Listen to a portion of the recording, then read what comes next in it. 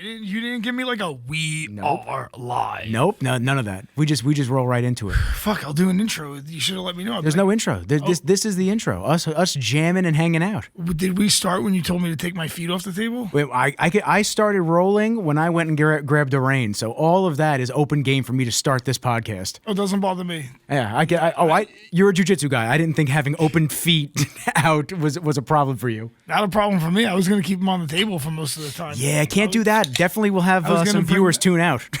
Or maybe you'd set up a whole OnlyFans. I heard Tonelyfans.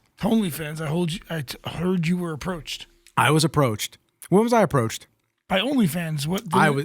No. I had one of their poachers hit me up to say that you have a very wide network of individuals, and if you would like to have these said individuals start doing OnlyFans with us as a modeling agency, that we would give you a cut of what they make. Nah, I'm good. What kind of money are we talking? I have no idea, but I don't care. Interested. Nope. Then I hope they DM Mr. Manimal. Because No. I want to be talent. I'm the talent. You want to be the talent? I'm the talent. How much do you think you could bring in as an OnlyFans model, honestly? If I couldn't do $30,000 a month, it wouldn't be worth it. I don't know if you're pulling 30 in. Yeah, but what about with my other talent? With the jiu-jitsu?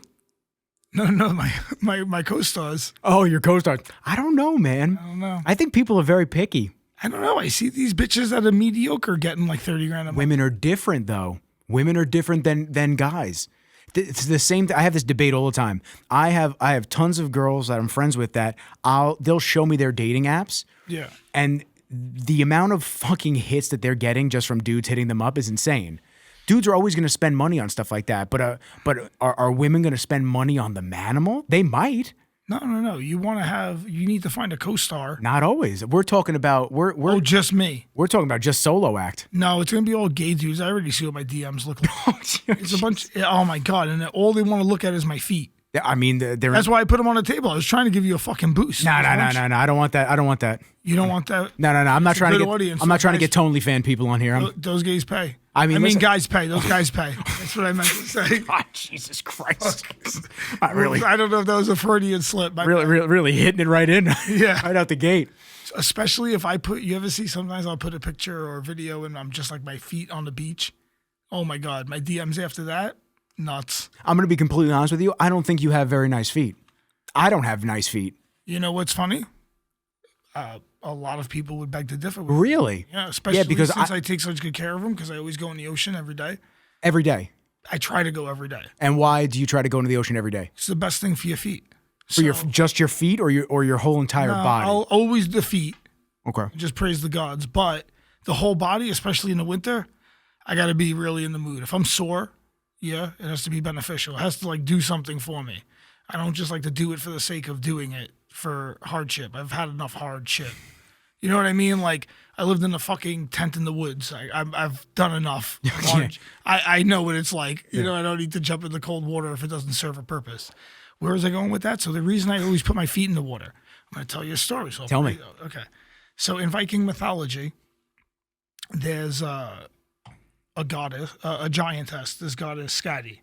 And the gods wind up killing her father. And as a price, weregild, you pay a price if you kill someone. It's like to make recompensation so you don't have a blood feud. You got to pay a price.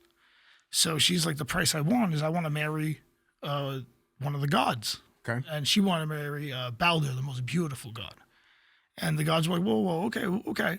But you have to choose them based on their feet. And she's like, this is not real. And she's like, all right, fair enough. This is not real. It's the story, yeah. Skadi chooses her husband. So then Scotty's like, okay, fine, I'll choose them by their feet because obviously the most beautiful god should have the most beautiful feet, right? And when she chooses them by their feet, she sees the most beautiful feet and she's like, oh, this dude, got to be Balder. And when she picks him, it's Njord. Njord is the old man of the sea. He's the sea god. And when I always think of that, I was like, oh, why does he have the best feet? Because that dude always puts his feet in the water, takes the calluses off. Okay. Wait a minute. What? So what is this Greek myth? I need to look at it. Norse mythology. Norse mythology? Yeah. It's Skadi and Njord. Njord.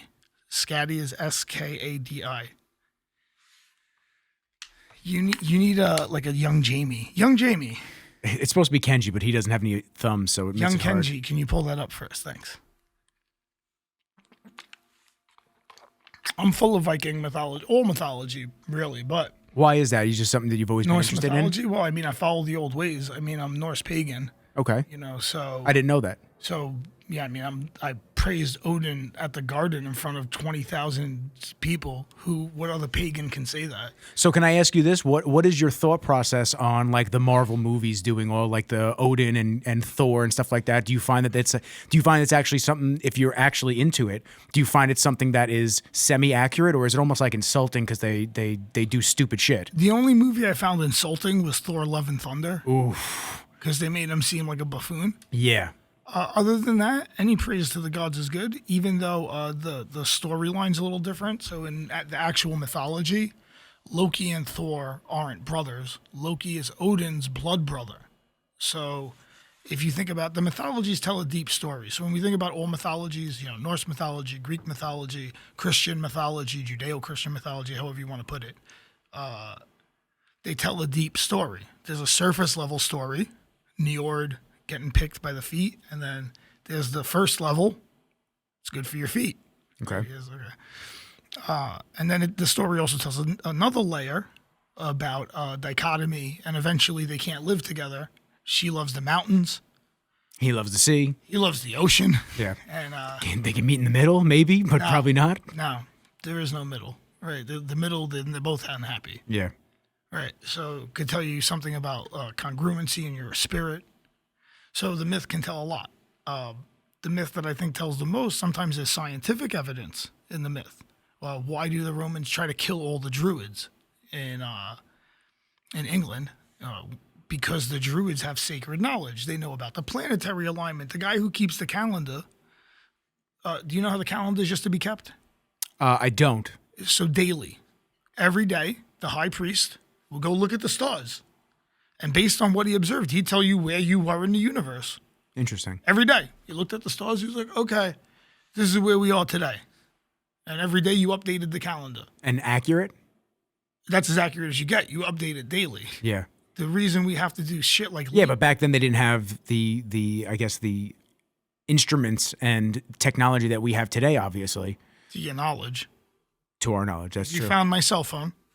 Okay, so let's say 100 years from now you find this fucking thing. The charging device for it has long been obsolete. Mm-hmm. Okay, can I play? If I brought a cassette tape here, could you play it? No. And when was the cassette tape obsoletized? Probably early 2000s. That's only 20 years ago. Yeah. All right, so we take this 100 years from now, and you find my phone, and you look at it, and you're like, wow, these guys were so vain. Look at all the mirrors they had. Looks like nothing. It doesn't turn on, and you can't turn it on. There is no fucking way. If I brought a CD here, and that's only maybe 10 years ago, you couldn't play it. Well, I couldn't play it because I don't have the device here currently. Yeah. But I can go get one. That's 20 years ago. In 100 years, will you?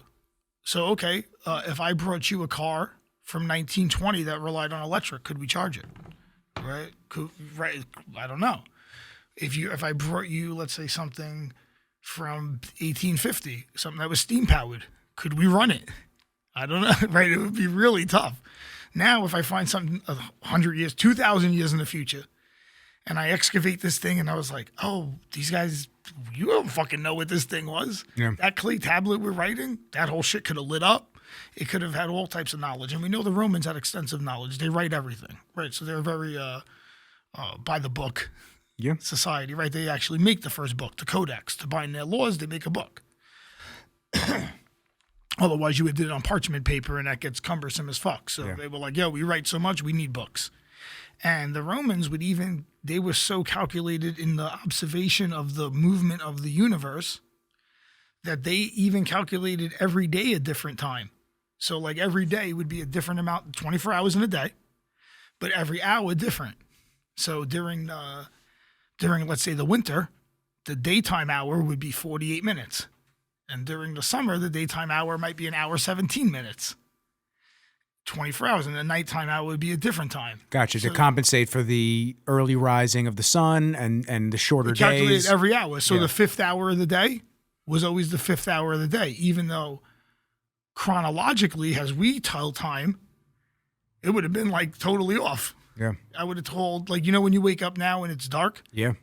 guess what? That's 4 a.m. That's the 4th hour. Yeah. Okay, now it's like what we call afternoon. Sometimes that might be 11. Sometimes it might be 2. We call that the 8th hour or something, right? Like, it just, the hour has a name. And then the hour is calculated in between. So our ancestors are very advanced. And I think it's often, a little unfair of us to not give them the credit they deserve. We're here right now. Well, I find that it's interesting to see maybe things that we were never told that our higher ups throughout history have selectively allowed us to see what the actual ancient times were or what they were writing about or the technology back then because, just to be able to, pyramids, for example, the pyramids fascinate me. Like just to be able to make those structures, I'm not saying it's aliens, I'm not saying it's just them, but there's something there that obviously we don't know everything and we can't know everything, but there's something there that I'm sure we've found that makes sense on how they were built and why. And this is what I have to imagine, that the technology they used to them was actually so simple that we can't figure it out. Yeah. So I think about, I also like the Viking era, right, since I follow the old ways. And I went for my master's in history at Brooklyn College, so I studied a lot, but really on my own. This is fascinating, by the way. Is this good? Yeah, this is awesome because I thought that it was going to be mostly jiu-jitsu when we started talking, and I only started being an athlete the second half of my life. The first half, I was just a fat, nerdy pothead. So now you're just an athlete pothead. Yeah, and I never stopped being a nerdy pothead. Yeah. Nerdy. Yeah, just not the fat part. I just stopped now. being fat. Yeah. Stopped being fat. That was all. And so you're saying the technology was probably so simple for them that it just so advanced to us. I like the Viking era, right? And I go to this thing once in Connecticut in Mystic, and they rebuilt a Viking ship. And with the oars and everything on the sides. These motherfuckers, with all our technology, could not do it right. You know what I mean? It was like they had to use a lot of like modern shit. They couldn't just make the Viking ship. They're missing something that would have been obvious to them that isn't that obvious to us. Something like a phone charger. You ever read a book that talks about it? The instruction manual is going to disappear pretty quick. I find a novel that tells me about the time. How do I investigate history? But that's also very easy for them to negate and omit stuff like that, where if they didn't want us to find out about older stuff. Oh, how would you know? What about when you find a battery in ancient Egypt? Okay. I'm going to tell you ancient knowledge. I'll give you some more ancient knowledge from the gods. Thor. That you're familiar with Thor from the Marvel movies? He's the god of thunder, right? And lightning. He's the actual embodiment of that. Okay. So let's delve deeper into that. Cool story. What is thunder and lightning? Electromagnetism. Okay. What's Thor called? He's the protector of Midgard. Midgard is the earth, right? So there's 9 worlds. One of the worlds, the one we inhabit in the physical form, is Midgard. And Thor, the god of thunder and electricity, protects Midgard. Well, how do you do that? How do you protect Midgard? With his hammer. What does that hammer look like? Mjolnir. Mjolnir. It doesn't quite look like a normal hammer, right? If you study it, it looks like the Earth's electromagnetic field, the head of the hammer. Earth's electromagnetic field. You're saying the hammer, when it's held vertically, and then obviously it's long ways when it's held vertically. You're saying that the head is Earth's magnetic field. The head, but it's held like that, or is it north-south like that? Held like this. The head is the magnetic field because it stretches out this way. Gotcha. The magnetic field don't stretch out like it's not a circle. Yeah. It's elongated. And the way like an oval. Yeah, because the Earth would be here, and the magnetic field stretches out like this. Yeah. And becomes a toroidal form.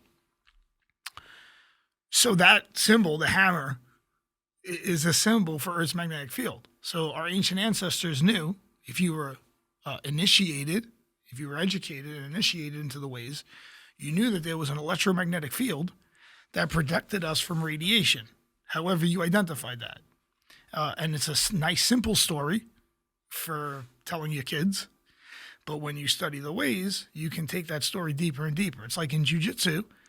I've been doing the same move since I was a blue belt. And I watched myself do it. I found the old Naga tape and I sent it to Legacy Box and they put it on digital. And I'm watching. I was like, I do the same moves, just way better.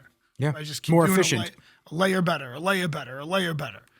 And you can do that with the myth. It's a layer deeper, right? If you ask a lot of the scientists I hear now, will say, oh, Adam and Eve is like a metaphor for an atom, right? and then Eve and Electron. So like I'm like, oh, okay. So if you want to extrapolate that story, that's something the ancients knew, and just not on a mass-produced scale. The thing with technology is you mass-produce this device. Once you make it once, you can keep making it. Mm-hmm.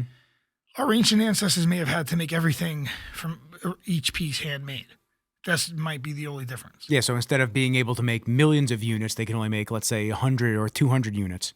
Exactly. That would be my theory off the top of my head, that there's highly advanced technology available only to the very initiated. And this technology might not only be mechanical technology, it could also be spirit tech.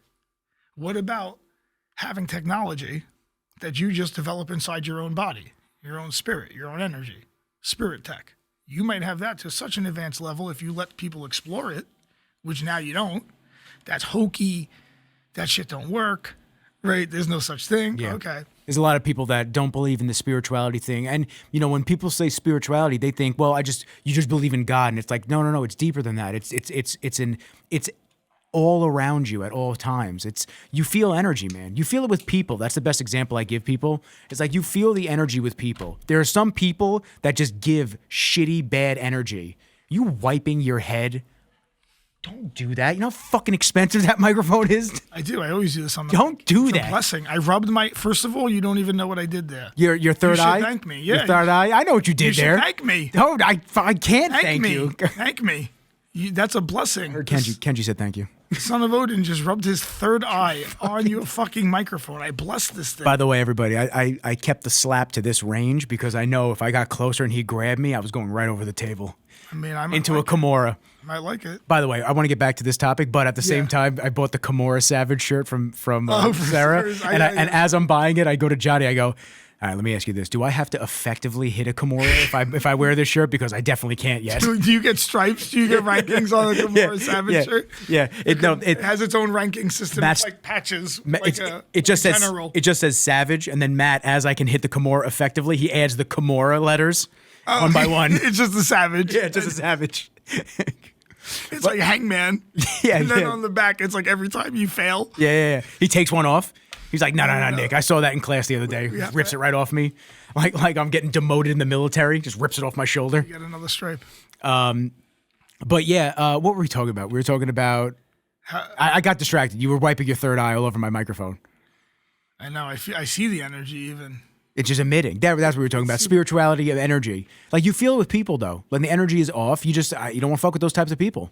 I don't know. You use the terminology, don't you? Yeah, all the time. Feel someone's vibe. What the fuck does that mean? If you're like, oh, the vibe is off. If you ever use that kind of wording, I mean, you mean vibrational energy. Yeah. Well, some people, they'll be like, well, what does that... I've put clips up on TikTok before. They're like, what does that even mean, bro? It's like, well, obviously you don't get it. I mean, it's like there's a lot of things you can't see. I mean, really, we only see 1% of the visible spectrum, so there's a lot of things you can't see. Yeah. Unless you have the proper device. Perhaps we're the proper device, just not utilizing it. I don't know if you've ever done psychedelics, but... I have not. Seems to be like that shit is right here available. So whatever I see on mushrooms, let's say, well, that stuff is right there. It's not like I went somewhere. I'm right in the same spot. So yeah, but do you think it's just the chemical balance in your brain just not necessarily opening something for you to see things, but just fucking with the visual and perception that you have on a normal basis? What's the difference?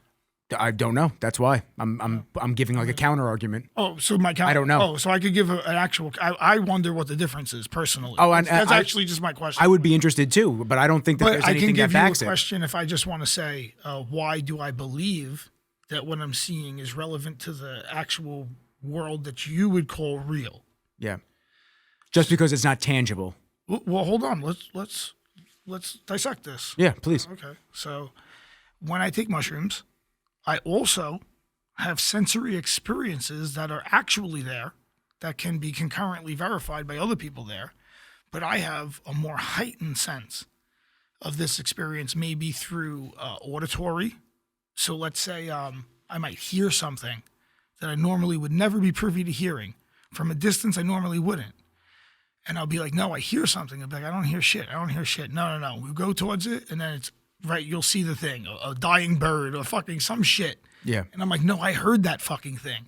and you'll be like, I didn't hear shit. So you're Well, saying what made- amplified auditory experiences. Okay, so that is what I get out of mushrooms that I can easily verify. I'm getting this.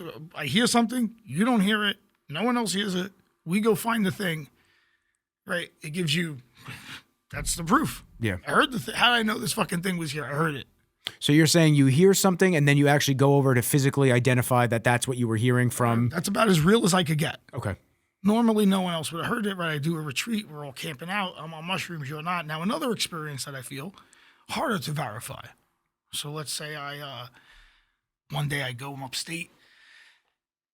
Yeah, you can bring that up. I was going to say. You can bring And that I go into the pool, and it's fucking freezing cold. It was like March, but it had been cold.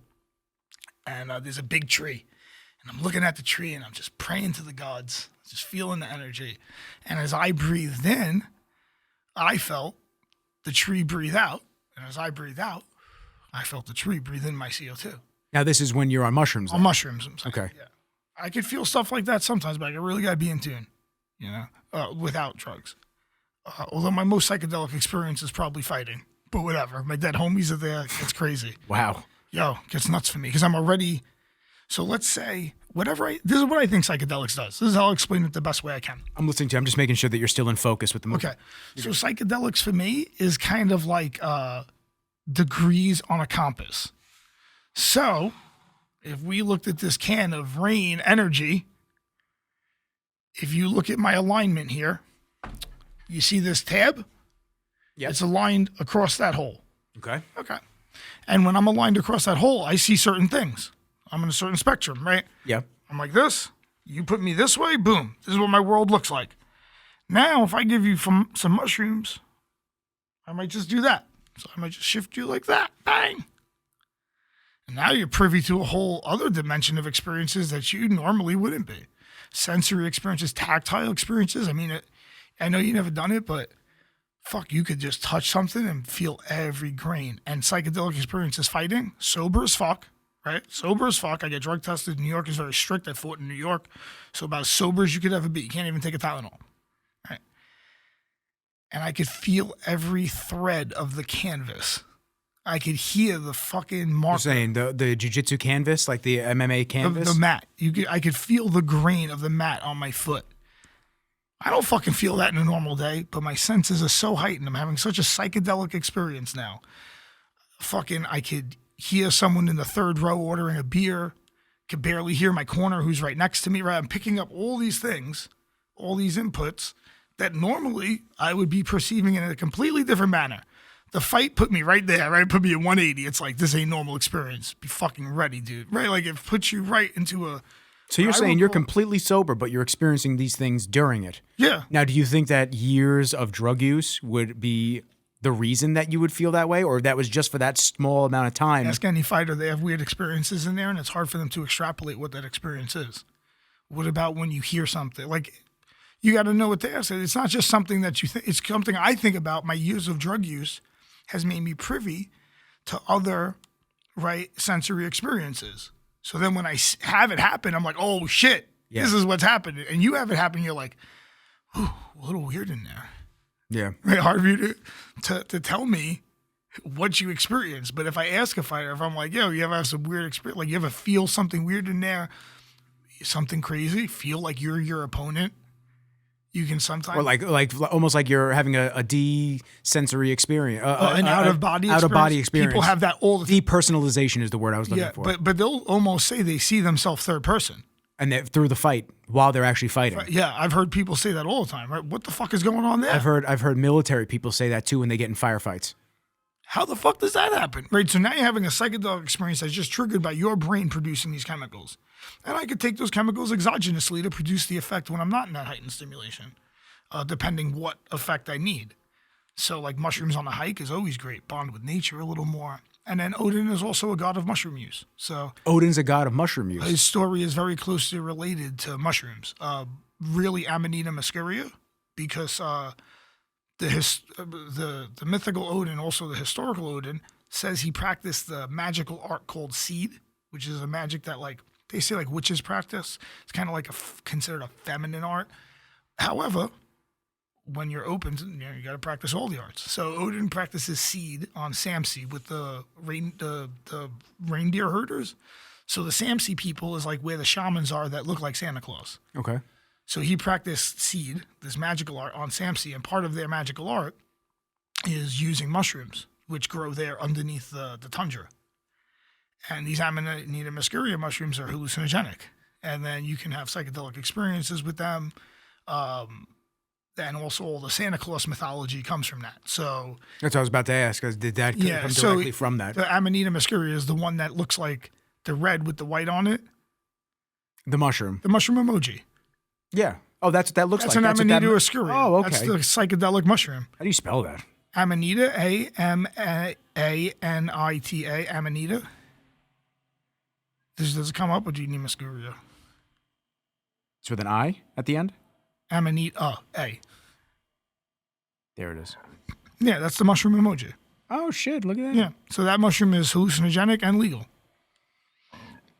Where do these grow? They grow, you said, Cold climates. cold climates. They grow. They're a little darker mushroom than psilocybin. Psilocybin can be a little introspective, but it's normally, if you don't need it to be introspective, pretty happy. The Amanita are a little darker. So would you go up to this and just take a bite? Is that what that is? How does that work? I mean, I would dry it first, or else you would Dry die. it? If you don't dry it, there's chemical agents in it that are active until it's dried, which could kill you. So if you eat that, Well, that's probably the defense mechanism of the mushroom itself. well, maybe. We don't know what the mushroom's goal is. I mean, I'd have to ask it. Yeah, but usually something like this. It might want to possess you. It might want you to die in that spot. Yeah, well, It might you want to see die in a different those spot. bright colors in nature, and that usually means poisonous. That Yeah, usually so means that's poisonous. But Yeah. once you dry it, and even Odin's, I've heard some scholars make the argument that Odin's sacrifices are like an allusion to how you dry the mushrooms. So Odin goes on. Odin, so my god, the god I follow very closely. I'm pagan, so when you're pagan, I can venerate any deity. But the god I closely associate with would be Odin. So I would be like an Odinist, I guess some people could say. But I work closely with all different gods, and all different pantheons of gods become available to you, because if you understand it as energy, all a god is an archetypal form of energy that's accessible to us to incorporate that essence into our life. So, for Christians, they might use an archangel like Michael for protection. Or Catholics, I don't know if you're Italian, right? Mm-hmm. All right, so they fucking have all these saints that do shit. Yep. Those essentially would Padre fulfill. Pio, everybody like Oh that. my God, Padre Pio, this guy. Yeah. My mom's from Ribera, Sicily. You hear about it all everywhere now. My mom's from Ribera, Sicily, and he's like the patron saint of her town. And they go mad for this dude. Padre Pio had the stigmata, all this shit. So he's like a mini god. That would be like almost deified to our pagan ancestors. You like Ganesh? Well, Ganesh is a god. Yeah, is a god for Hinduism. Yeah, Ganesh is pagan. Thank God that there's still Hindus, because 1/4 of the earth is pagan because of him. So thank you. Otherwise, paganism is probably the most persecuted religion, right? In the scripture of a few different of these monotheistic religions, some say worship no other god before me, and some say not at all. So in Islam, paganism, I think, might be punishable. Some places, if it's really strict, by death, right? It's haram to be pagan.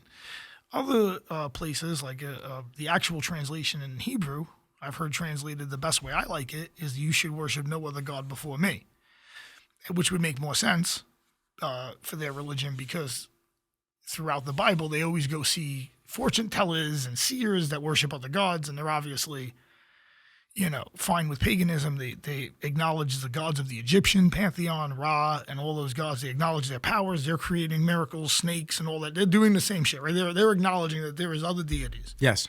Only saying that don't put them over me. And that was the problem they had in ancient Rome. The Romans like, no, you got to worship the emperor. Yeah. And they're like, well, no, we're monotheistic. And they're like, well, now you got to fucking leave. Yeah, now you got to leave, or we're going to kill you. Or we're going to stone you to death. But now you have to leave, or we'll kill you. Yeah. So, but the reason I think monotheism kind of winds up being adopted more is because it's way easier to control monotheistic people.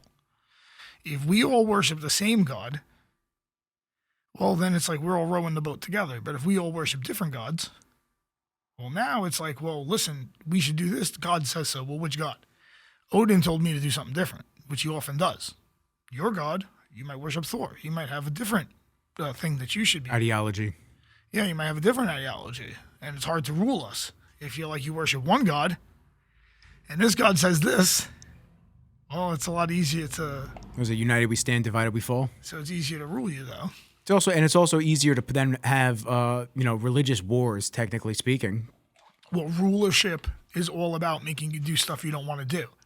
If you don't rule someone, then we're just friends. Mm-hmm. Like if I didn't want to take my feet off the table, I don't have to. We could get into a fight, but you're my friend. Mm-hmm. So I took my feet off the table. I respect you. Well, you also wouldn't have been able to have the feet on the table and sit in the mic position like this.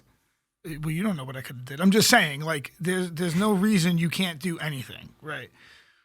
It's your just agreement with others that make you not do that. I don't think I need the law to tell me not to, right?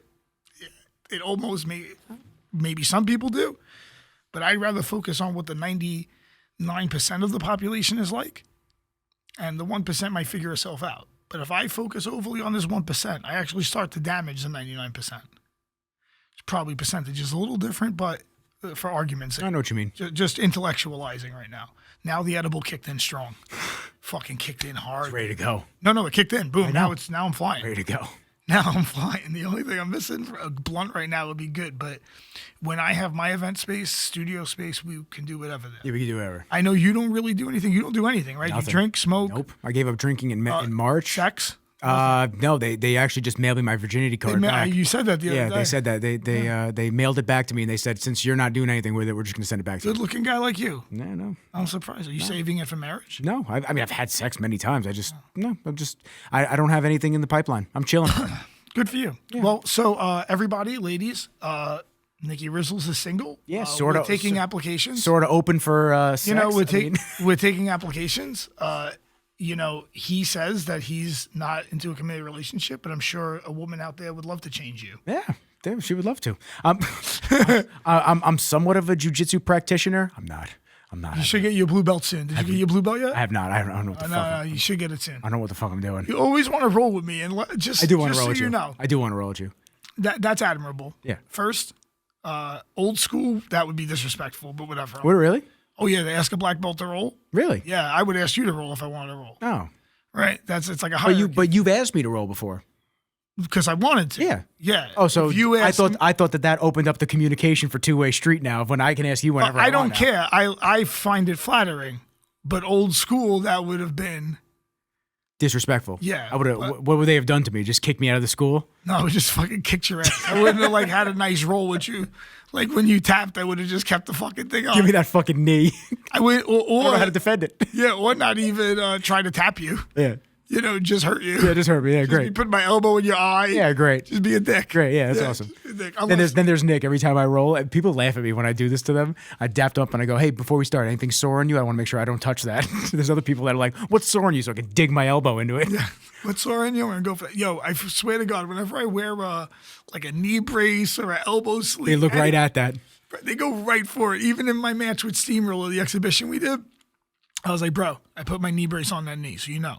Don't touch it. Don't touch it. First thing, knee bar. Grazed you. But he fixed it. Yeah. He actually he twisted it, and when he did, whatever was like in there kind of cracked open, and it actually started to heal good after that. Broke some scar tissue. Broke some shit up, and then it started to move around good. Yeah. Jiu-Jitsu's been a very interesting journey. I've talked about it a lot on the podcast, and I really love it. I do. I really do love it, and I want to get really good at it. Like that's really, to be honest with you, that's why I come to your class at Law. I appreciate different that. I would dudes. teach more, but it's tough for you with the travel and everything too. It's just not the right situation. If it was, the gods have to give me the right situation for me to want to coach, 10, 15 hours a week. Yeah. In a class setting.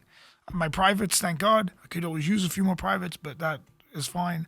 But to do a class, there's really no money in classes right now. Yeah. I mean, I did. That's how we first met, was when you were doing the midday at Sarah's. Yeah, I love doing the midday at Sarah's. Yeah. And you do it you still do it every Friday? Yeah, I always do it every Friday noon. So if you want to come down, let me know, Gee. I know it seems weird for me if you know me, that I'm mostly a no-gi guy previously. What's up with you guys just hating on, not you particularly, but just hating on gi? I don't understand the hate for everything. I don't hate the gi. I have so many people that I know that are like, I refuse to do a gi after I got this. I just prefer no gi.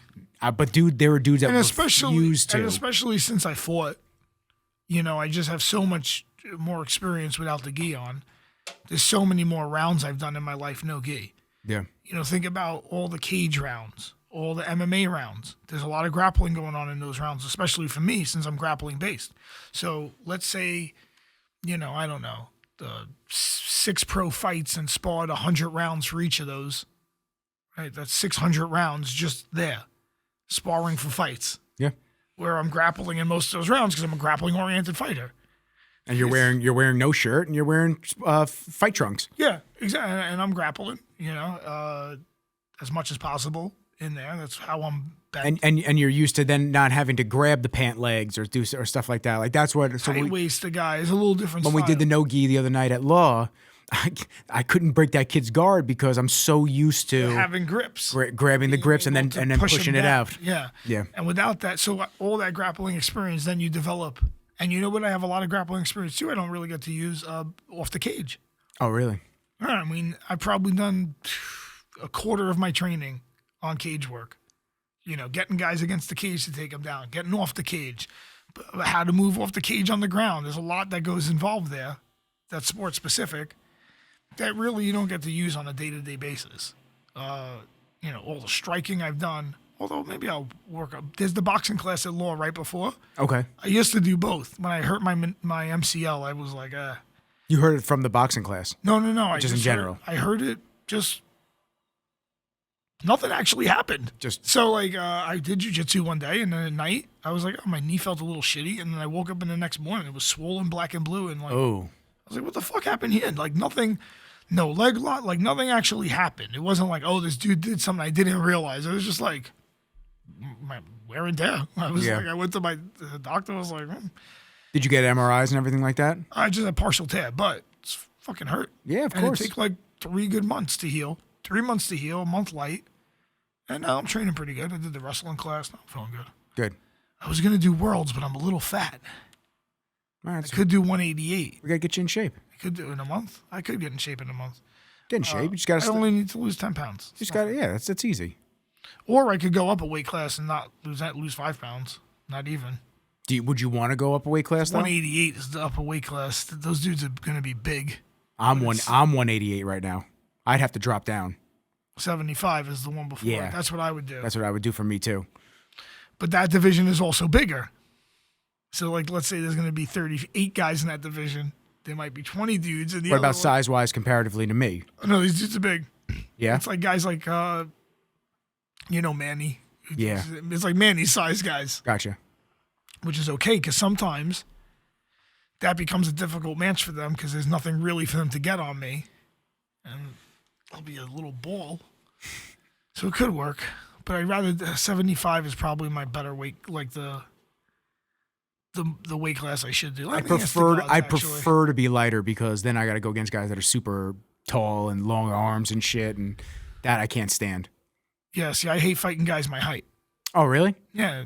I don't mind fighting guys my height. I'm not fighting. I don't mind rolling with guys my height. My thing is, the long limbs. Like I grapple with Simba, and I grapple with all these long ass limbs, and they grab me from across the room. I'm like, stop it, Simba. Stop it, get off of me.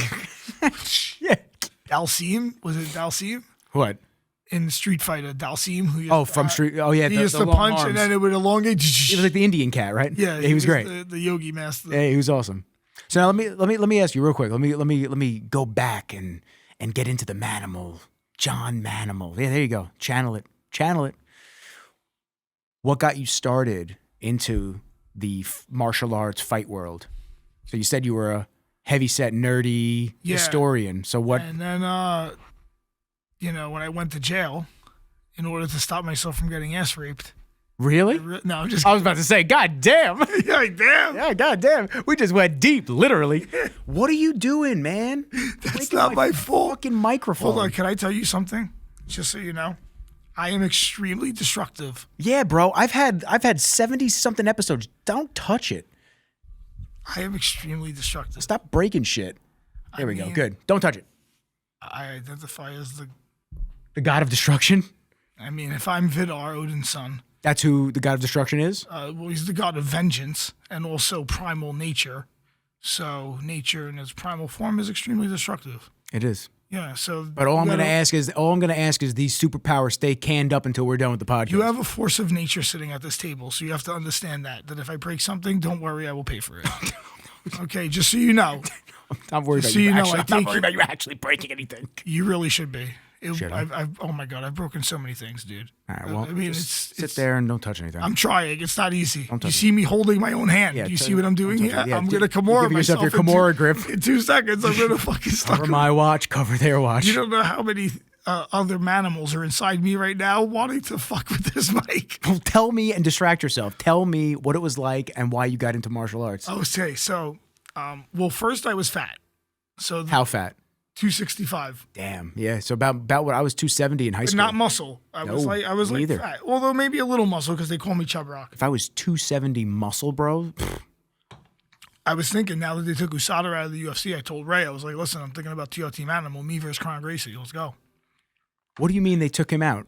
They took out USADA. They What's- put in there, USADA was the testing body for UFC that tested for drugs. Oh. And they put in a different organization, which seems like it's kind of like in their pocket.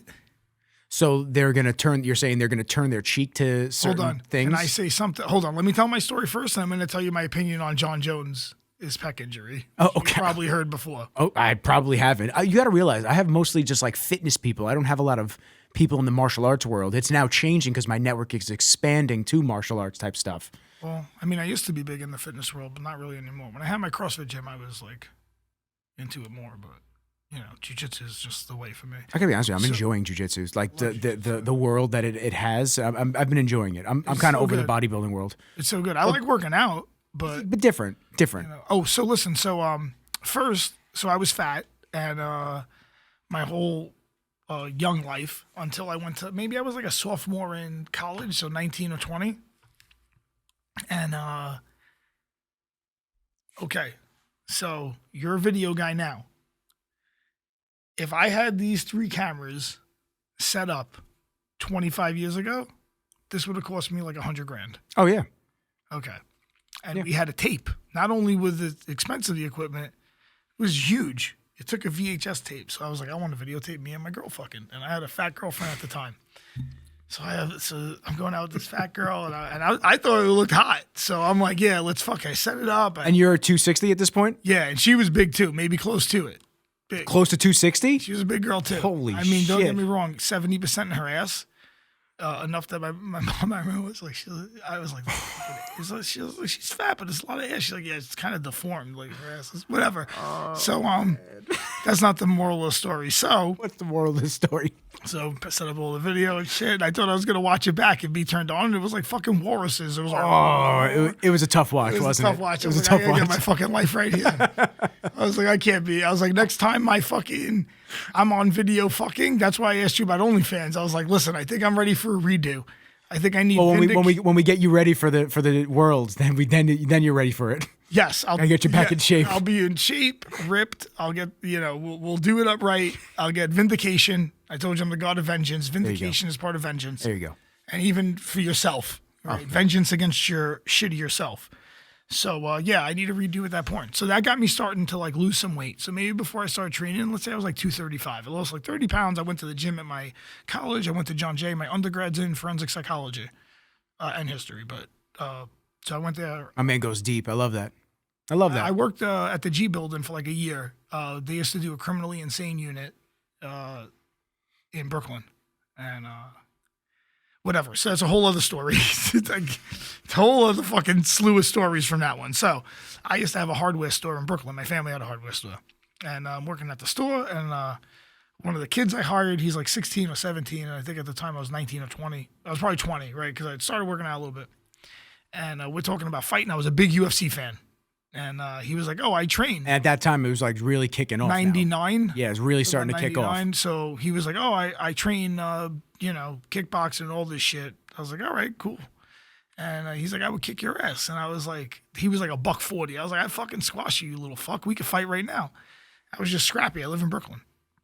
Got my ass kicked sometimes, but usually not. But hey, sometimes you fucking get your jaw broken in the middle of the night and fucking wind up in another neighborhood, but that's another story.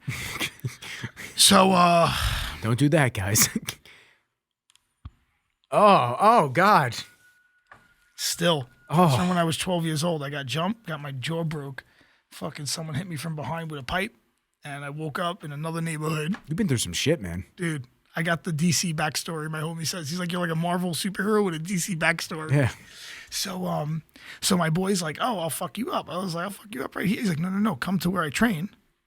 I was like, all right, where you train? It happened to be like right up the block from my store. It was like above the movie theater, like up the block. I was like, oh, all right, when? He was like 7. He's like, but we train like 2.5 hours, 7 to 9:30. I was like, all right, seems long, seems excessive. I was like, This is when you're out of shape now. I would just started working out, but I was out of shape. I was 230. Yeah. Like I just imagine like you started working out 3 months. Yeah. I was working out for like 3 months. Yeah. It's nothing. Everything's making you sore. I was dying, dude. Yeah. So we go there and it's like an old school Jeet Kune Do place. Jeet Kune Do is Bruce Lee's martial art. But this guy who did it, Sifu Ralph Mitchell, he did everything. He was a judo black belt. He did Muay Thai. He did like the kumite in the 70s. Super badass, very fighting oriented, and he had a small crew of pretty badass dudes. And Felipe was a kid that's been training with him for like 6 or 7 years. And I go there and I'm like, all right. So Felipe, I was like, what do I tell him? He's like, tell him you want to spar. I was like, oh, okay. So I tell the guy, I was like, I want to spar. He's like, you train? I was like, not really. He was like, I was like, but I was the street fight guy. I was like, I get in a lot of fights though. He's like, all right, whatever. So class starts and he did a half-hour jump rope. Start. Yeah. I fucking throw it up already. I can't Yeah, jump dude. rope. I'm fat. I never jumped rope before. Jumping rope is brutal if you're not Dude, I used never to it. did it in my life. Isn't that crazy how just one little piece of equipment like that can just not only... I'm already dying. Yeah, could So not it's only already fuck dead. you up like that, but condition you over the long term. It's pretty crazy. Right, already bad. So I'm Yeah. already having a bad time. Then they did like 20 minutes of conditioning, squats, burpees, sit-ups, all this shit. Then they were like, okay, they did like 20 minutes of pad work. I'm like, fucking throw it up. in Yeah, the when are we going to bathroom. fight? Then they're like, all right, now we spar. I'm like, all right, I'm dying. 30 seconds go by and I'm fucking dying and I have no control and I'm a total dick. And then I'm dying and then everyone's kicking my ass. The guy that owns Budokan, Nardu, he fucking sidekicks me and it's a hardwood floor and I fucking slide across the You're floor. fighting on a hardwood floor? So he slide, just kickboxing, but if you fall, you fall. Yeah, on you the fall, you fall, man. You fall on the hardwood floor. So he sidekicks me. Right, and I fly across this hardwood floor. I fucking run in the bathroom to take a 5-minute break.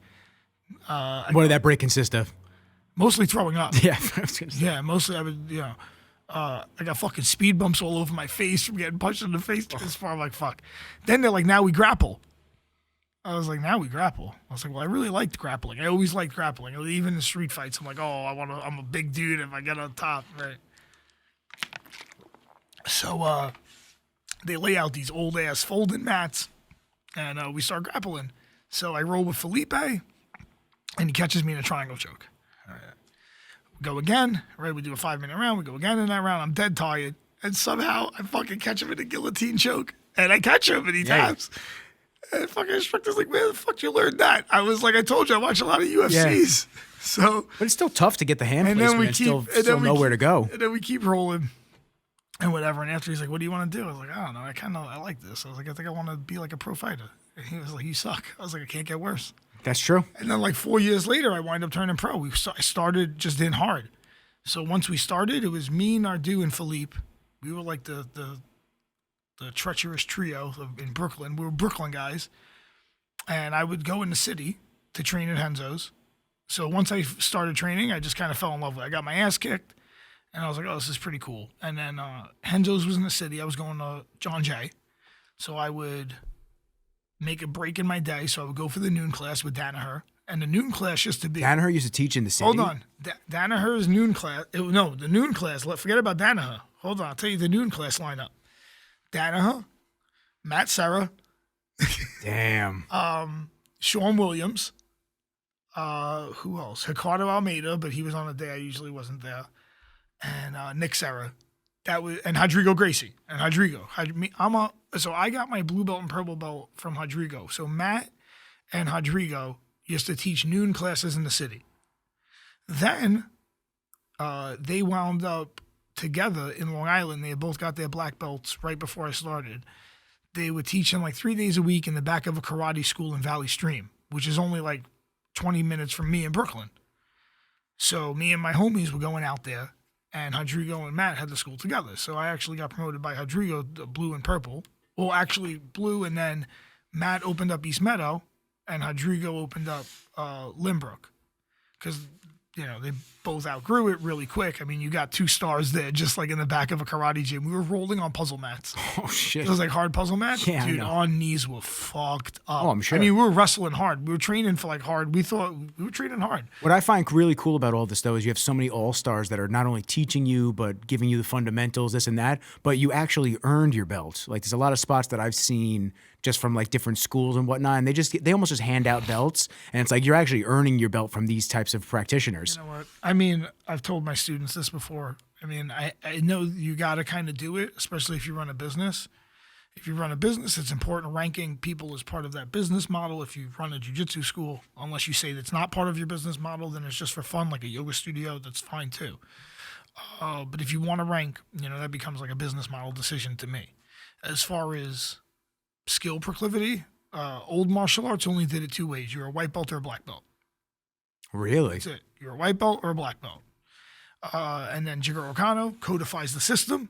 This way you could actually have some better rankings so that way it's not just like white or black. It's like there's the middle area that show the skills. Then you put it in schools in Japan, right? So if you want something to have a curriculum, right, it has to be codified how you progress through this curriculum and how you get ranked through this curriculum and what entails a graduation from this curriculum and what you need to do to pass it, right? So he codifies it a little better and puts in a few ranks, but originally it's nothing. And then if you think about like fighting, there is no rank unless you're the champ.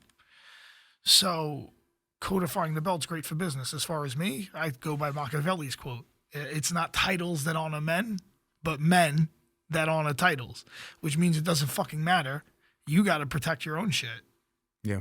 So that's been my thing. There's a lot of people that have said, how many stripes you get, how many this and that. And I'm just like, to be honest with you, I just never, me personally looking at belts and looking at being so new into all this, I never want to be the dude that's a blue belt or a purple belt. And then people go, what belt are you? And you go, oh, I'm a purple belt. And they go, oh, I never want to be that guy. I want to earn it. I want to know the things that I need to know. But I know it's also at the same time, it's a lifetime type of a situation. You're always learning no matter what belt you are. When I got my black belt, I told myself, now I'm ready to learn jiu-jitsu. Like now I can actually do it. Like, to me, your black belt is a bachelor's degree. Maybe some people say it's a doctorate. Maybe a purple belt, a bachelor's. But even a doctorate, what does a doctorate say? Doctorate says now I can do my own research. Right. That's what, when you get your doctorate, it essentially means that you've researched a theory here, which is your style. My dissertation would be my style, right? And then I have to defend my dissertation. I have to defend my style against all comers. And what's cool is you get to make this style your own, really. Then that's what makes it. Jiu-jitsu, the most unique art of that. Because most, some arts, and especially in sports you see this, that the art will dictate the form, right? So like every linebacker looks about the same. Be hard to differentiate, You're like, oh, those guys are built pretty much the same. Yeah, they all look. Every running back. If you take jersey names and numbers off of them, generally they all look the part. If you just had the outline, yeah, you'd be hard to differentiate. But fighters, that's not a quarterback. That's not a quarterback. No, that dude is not a quarterback. That's not a quarterback. He's not a safety. Yeah. Where's the punter?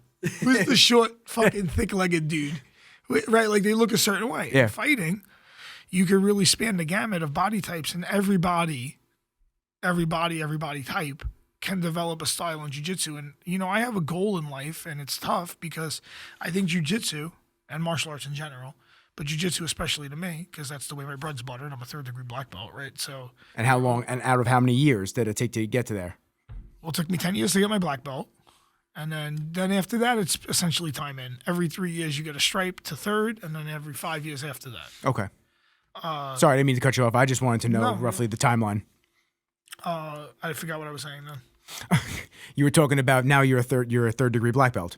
So a lot of time in there, and for me it's tough. It's like You said now you're starting to learn. Now you're starting to learn the sport once you got the black belt. I was saying in 5 years now. Well, once I got my black belt, I was like, now I can learn. But I still learn new stuff. I still go, when I can, once or twice a week to Henzo Brooklyn, because Calistine competes in ADCC. He did very well. He has that new style game.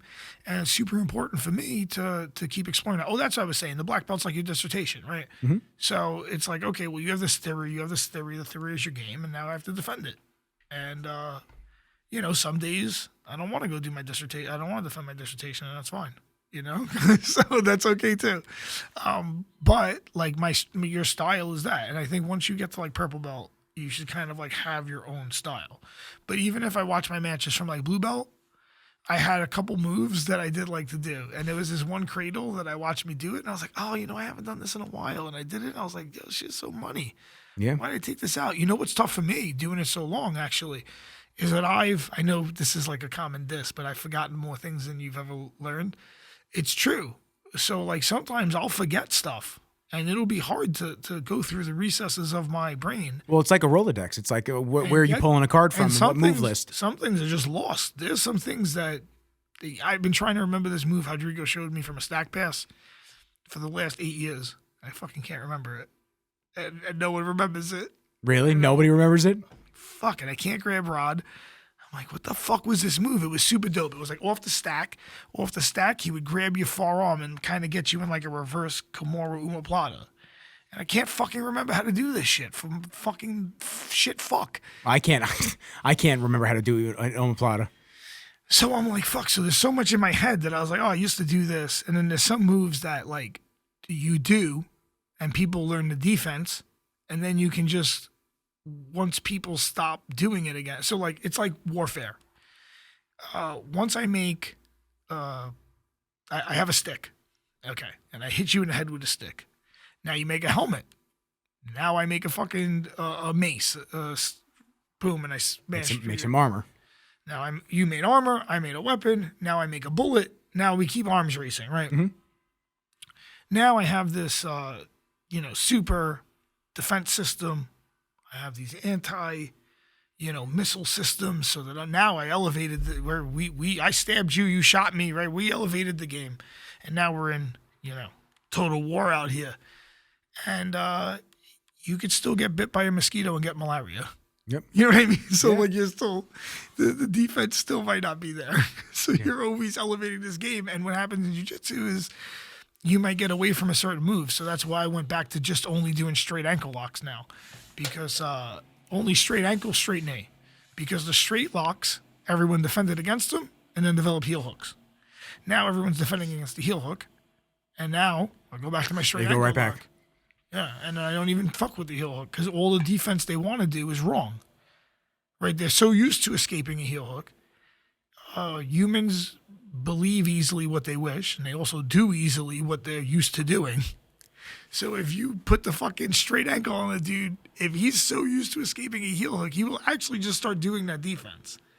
Anyway. And sink him in even deeper sometimes. And sink it in even deeper. So it depends. That's a little next level thinking, I guess. I haven't touched a lot of leg stuff yet.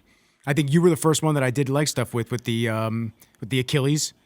I just like the straight leg. First of all, it's safer because you can apply it slower and get the tap.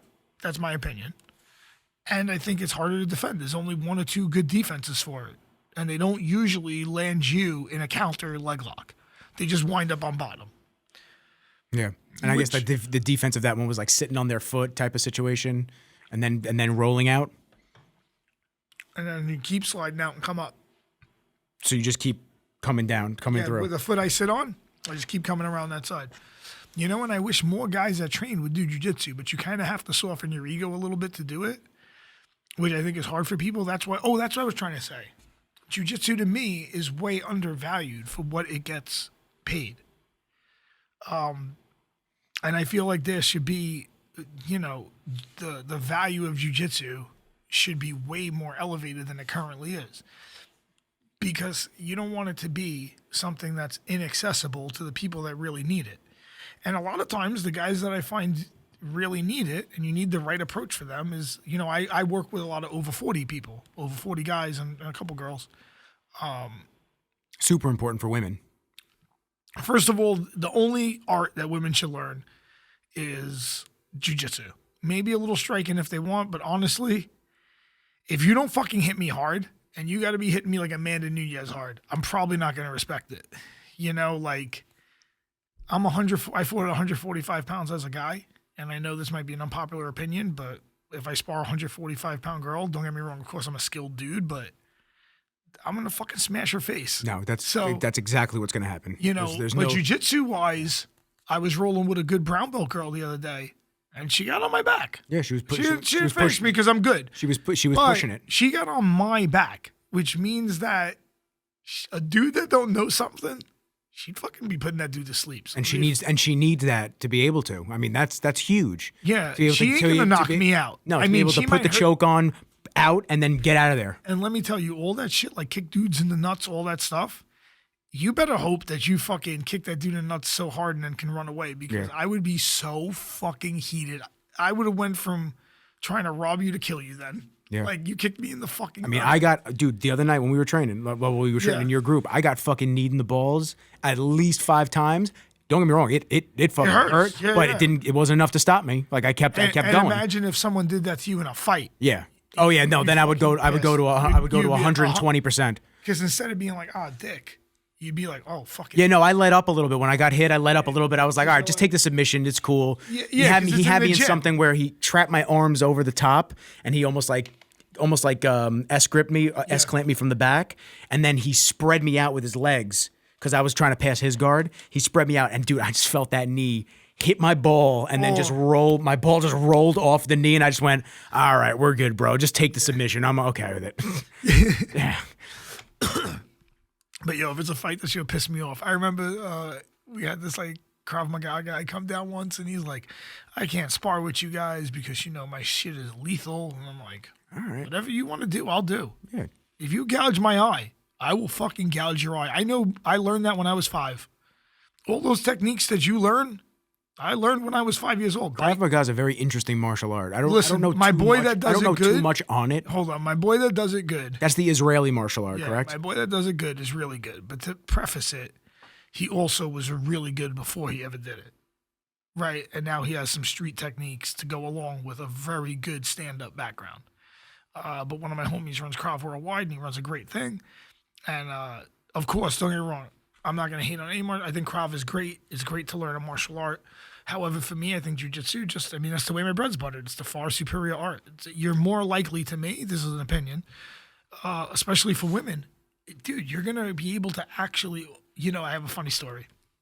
You're going to be able to actually what, though? Say it. I'm going to tell you. Okay. I was going to say, don't stop, because then you won't remember. Hold on, I'll tell you now. So my sister-in-law, I started training her in Jiu-Jitsu when she was like maybe 16. And she was a virgin, right? And I teach the girls, I'm like, listen, this might sound weird, but if it's a rape situation, they're going to want to be in your guard. Yep. Right? Just tell them, put your hands on their titties. Put your hands on my titties. I was like, and look at the triangle from here. Flop. And so. Oh, yeah. So just slide the leg over and that's it. Bro, if I'm like, just grab my titties, boom. Yeah. That shit is on, right? That triangle goes on like that. And the dude's like, hey, yo, right? So my sister-in-law, maybe she was almost 18 and she was going to lose her virginity. She was like, dude, the guy put his hands on my chest. I fucking triangled him. I was like, killed him. That was it. That was it. Yeah. I was like, yo, the instinct. Yeah, how cold. But if she would have punched him in the face, I mean, maybe then he would have choked her and then they could have got free. It's such a tough scenario, just like because you don't know what it's going to be. What? You don't know what it's going to be. You don't know how it's going to go down. So you have to really just hone all the skills. That's really what it comes down to.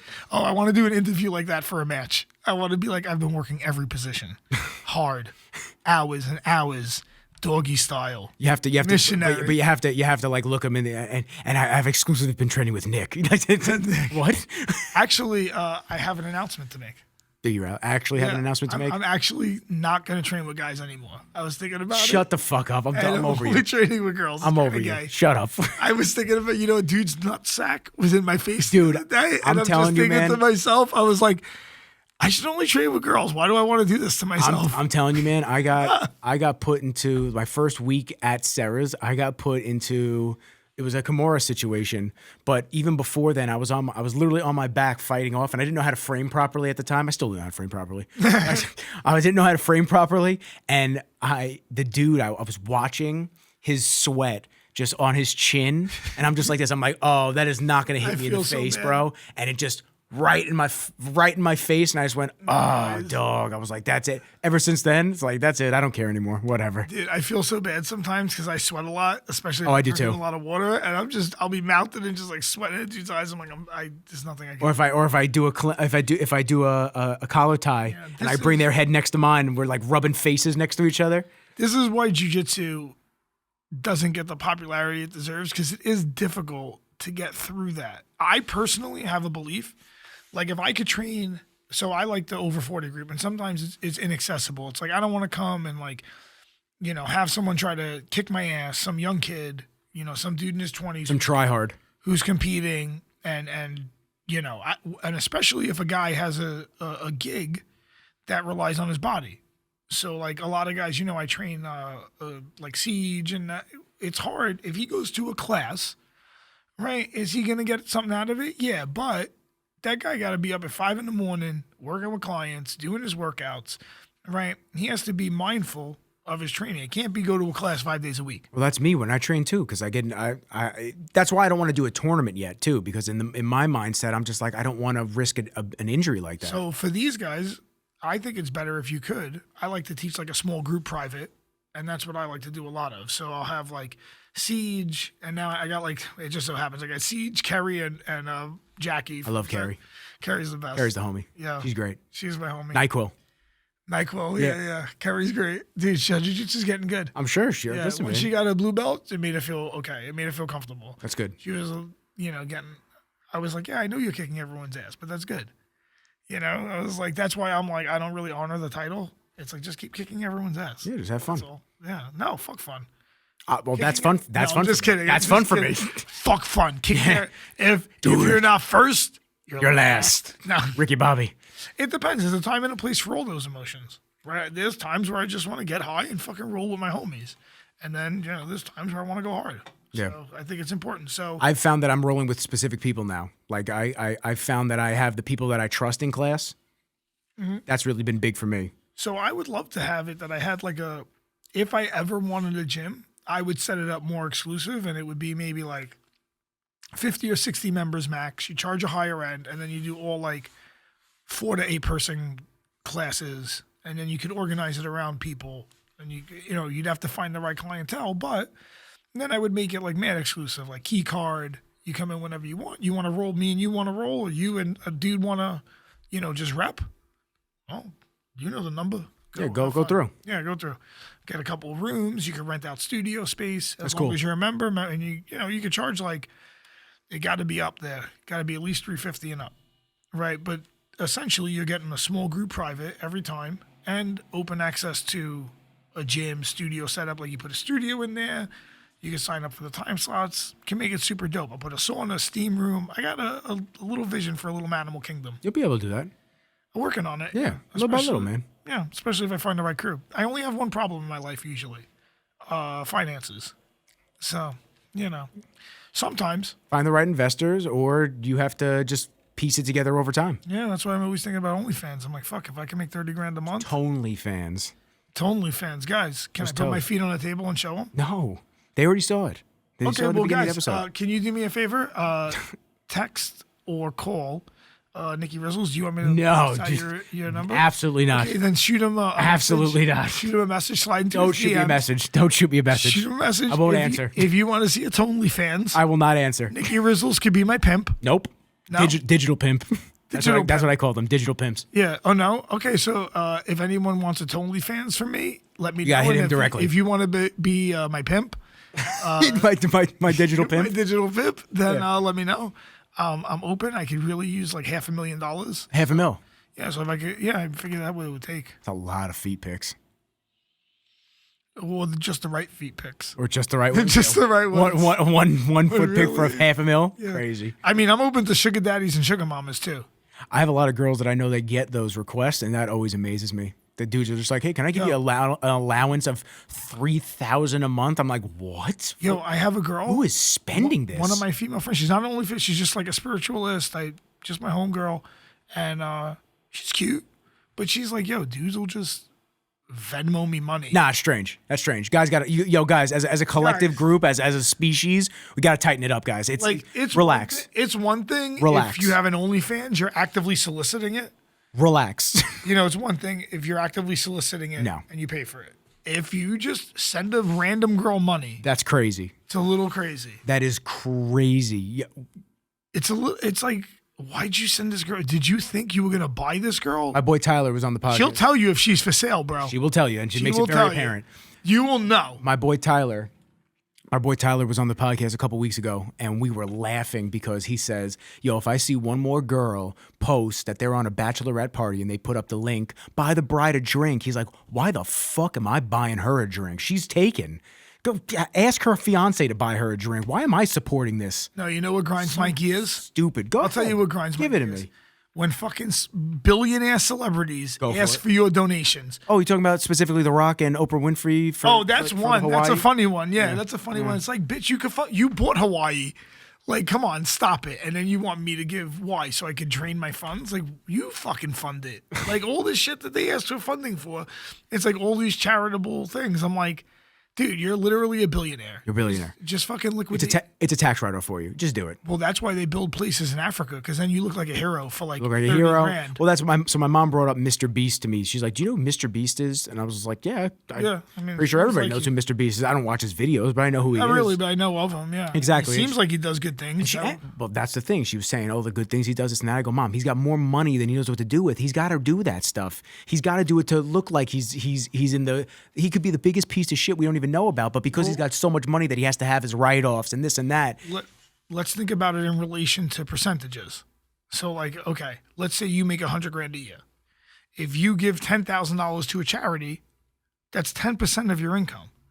All right, now let's say you make $1 million a year and you give 10,000. Well, that's only 1% of your income. Okay.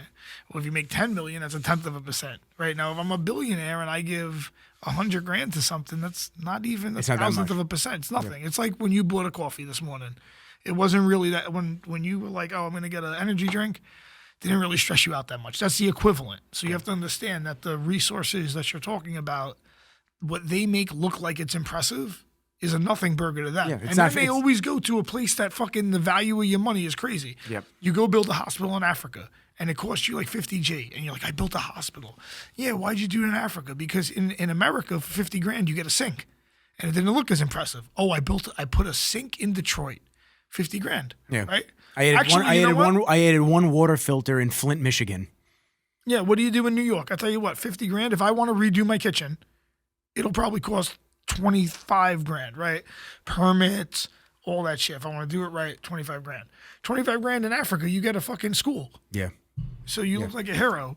And then they obfuscate their funding that way. Oh, I'm a good person. It's like which is tough because I do want a charity. I might have to do my BJJ Superheroes as a charity. I run a kids event too. Oh, really? I didn't know that. So my main company is Manimal Media. Manimal Media does event services for whatever event needs servicing. Mainly Token Choke. Also BJJ Superheroes. I ran one of those as an in-house. Went very well. So I know you wouldn't normally associate me with doing kid stuff, but I turn no cursing. I host. You turn it off. No cursing. Turn the Manimal off. No, I don't turn the Manimal off. I just don't curse. That's all. So you take a little bit of the Manimal and turn it off. I could not curse. I'm just saying. I could use. I can speak without it. I can be mindful of my words. Of course, we all can. I just rather not because that's when you get gold to me. But if I have to measure my words, I can measure my words. Yeah, of course. I did at the event. It's just easier to be able to just be free. Mostly out of spite, though. Because my wife's, her initial thought was, I'm going to do a kids event. And I was like, oh, watch. It's going to go great. It did. It really killed. Thank the gods. Praise Odin. But we'll probably run a 2-day kids event in the morning. Can't do Token Choke again. I want to rebrand as Valhalla Jiu-Jitsu. Okay.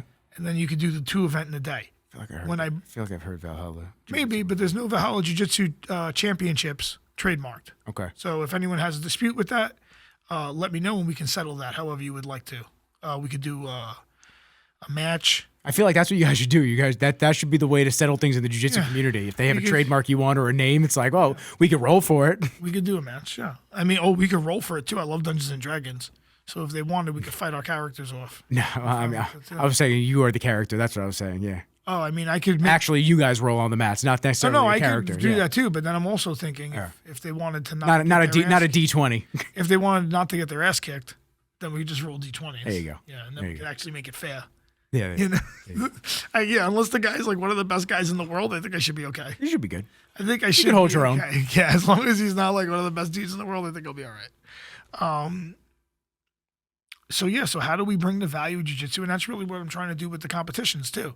I don't know if you've seen, but I'm trying to really not just like look cool for the spectators, which plenty of people do that, but I'm trying to make it in the simplest ways, the best experience for the athlete. And I did a pretty good job, and I want to keep making the athlete experience better and better. And I think that's something sorely lacking. Even when I go to what's supposed to be a big martial arts show, they don't have enough warm-up space. Yeah. One mat. Like, and you know why? Because these guys never got punched in the face before. They never had to warm up for a fight. They don't know dick about fuck. The guys you're saying the guys on the board and the guys that are actually putting on. All the people that do it. I'm not all the people. I'd say 90% of the people involved in mixed martial arts are like virgins telling you how to fuck. Okay, they never fought. They never been in the locker room. They never did a training camp. They never did none of that shit. And now they lord over fighters, much the same model as ancient Rome. It's the same thing. Okay, every gladiator is what? A slave. A gladiator is a slave. Yes. Yeah. They fought for entertainment for the higher ups. Yeah, that's the same model that they have. Oh, you don't like it? We'll get another dude. This is the pay. Oh, you don't like it? Go somewhere else. Francis Ngannou, we don't care how big of a name you are. Get the fuck out. Is that what happened with him at the UFC? Apparently. Yeah, I don't know. They didn't want to give him what he wanted. And he went and got like 30 mil from this fight. Yeah, from the Tyson fight, which I'll tell you what, man. I didn't watch the whole fight, but I saw some things, and he looked good. He looked good. For what it was. For what it was, and going against the champ. I mean, he looked better than fucking Deontay Wilder, who's the number one contender. Yeah. That would be a great fight, Deontay Wilder. Now Francis Ngannou has opportunities here. Yeah. To be making, he gives some new life into that. You know, thank the gods that it didn't work out with him in the UFC, because I actually think that this is good for boxing as a martial art. You know, boxing is a martial art, and boxing's kind of on the decline. Would look to me, even though the paydays are crazy, I don't understand it. I don't know where that money comes from, man. Gambling? Where's it coming from? I don't know. It's crazy when you see some of those money. Not overseas. Where's it coming from? Yeah, not only just like the venues and the build up and the promotional stuff and all that, but just seeing how much one fighter gets, win or lose. It's crazy. And I want MMA fighters first to get that pay, and then well, MMA is a much more brutal sport. Yeah, and then jiu-jitsu guys also.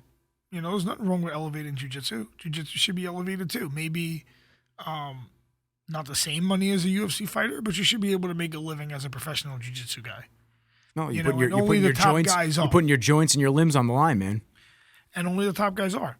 You know, so, and then what I want to do with my show is I want to really make it shine. Wait, the next one, I'm ironing out all the issues. We should be able to do something in December, right before.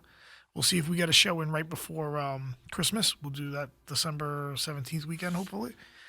And, we'll run the kids event in the morning. I'll do a cleaner adult event at night.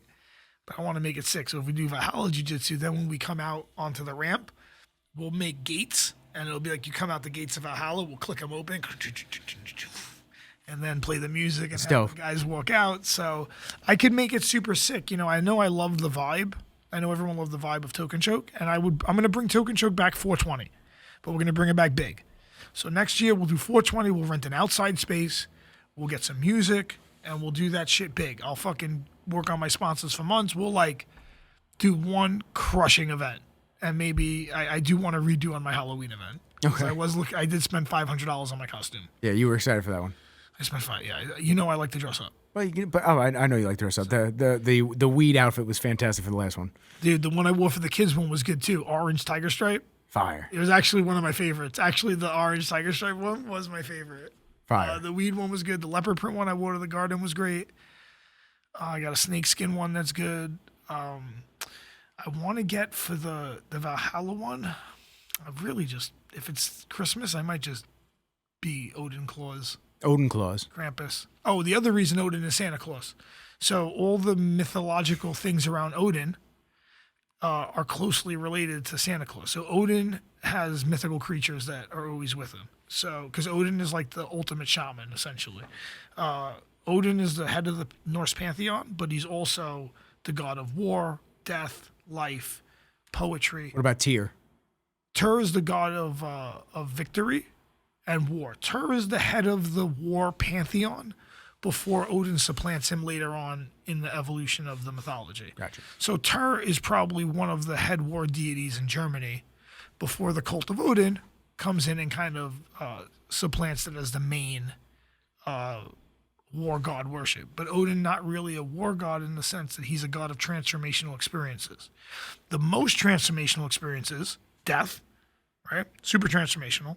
When you change all that energy that you were using to maintain this physical form, and then you change that energy into whatever it is you change it to. Yeah. So, Whatever happens. war, combat. Like I told you, combat's a psychedelic experience. If you're privy to this, every battle transforms you. No man is the same after each fight. It changes your trajectory in life.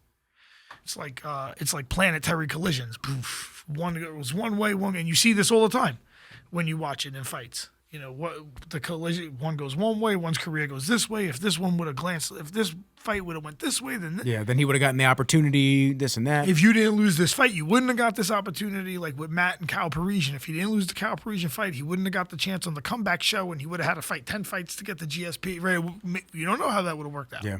So, where the fuck was I going with that? The universe has a plan. Praise Odin.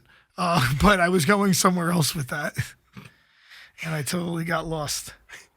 Odin has a couple of sacred creatures, right? So it has the ultimate shaman. He has an 8-legged horse, Sleipnir. What are we at? Oh, no, I just checked the levels. Oh, I thought you were checking how long we were going. No, just checking the levels. What you call it? So Odin being the god of transformational experiences, death being transformational, war, combat, right? Transforming you, poetry, right? Odin gets the meat of poetry, so the spoken word, extremely transformational. You might hear something that changes your life, right? Also the god of the runes. So Odin has several sacred quests that he undertakes to become essentially a god. So depending on how you interpret the mythology, Snorri Sturluson, one of the Scandinavian authors and historians, puts Odin as a Trojan prince. Right? He puts him historically somewhere. And then through his journeys, after the fall of Troy, right, everyone's spread out. Aeneas winds up founding Rome. All these Trojan princes, right, are thrown to the winds, and a powerful people with a powerful history that wind up, you know, being legendary founders of these other places.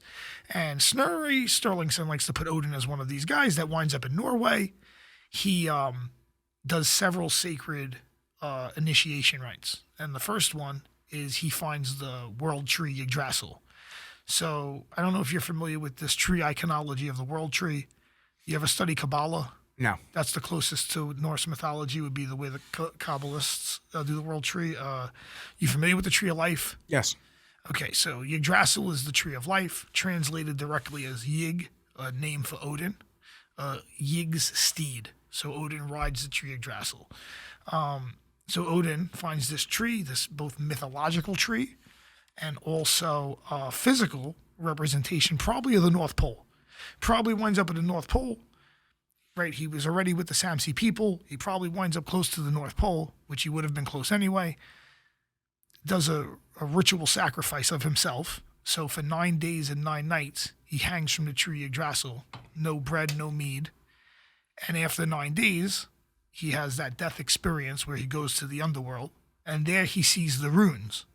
And when he sees the runes, he takes them up and incorporates them into his essence. And then in a flash of insight, he sees the way to work these powerful symbols to shape reality and also to create language. All of our letters are from the runes. There's a Proto-Indo-European language that our language comes from. Hard to trace who these people were, right? Very hard in history. But our language and all the languages around that region, English, Latin, Etruscan before it, are all from this Proto-Indo-European civilization that we have no fucking idea about what language they spoke. But Pretty crazy. But whatever language they spoke, all these languages are descended from it. And the letters we use, the runes, this is the easier one to say. I don't know if you can see my titty. I know what the runes look like. Yeah, so each one a powerful symbol, also a letter, and also has a numerological value, very much like Hebrew alphabet. The Hebrew alphabet would be the sacred letters given to that people by their gods. The runes, the sacred letters given to the people of our region. Okay, probably from the Caucasoid Mountain to Norway. Okay.